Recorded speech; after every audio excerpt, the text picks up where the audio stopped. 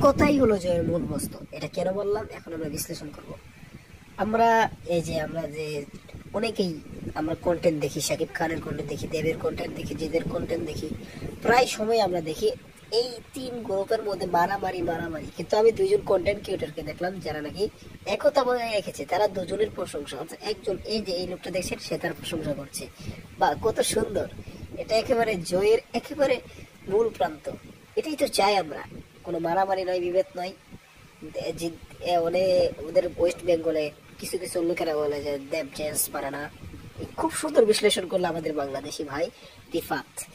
তো রিফাত রিয়াকশন, তারপরে তারা পরবর্তীতে এই যে ওই লোকটা যাকে আমি দেখালাম, তার নামটা আমি জানি না ঠিক, কিন্তু সেও ভালো content creator, Shakib Khan content বানা, দেবের কন্টেন্ট বানা, জেদের কন্টেন্ট বানা, সে সকলকে সাপোর্ট করে, সে অন্যভাবে দেখে না। তো তাদের মধ্যে একতা। সে চলন্ত ভাবে অরণ্য বাবুরকেও সাপোর্ট করেছিল, আগে অনেক পছন্দ করতো, কিন্তু বাবুরের কিছু কাজ করেছে কিন্তু তাকে পছন্দ করে সেটা বলে সে। তো আমরা চাই একতা গড়ে উঠুক, এটাই আমাদের উদ্দেশ্য।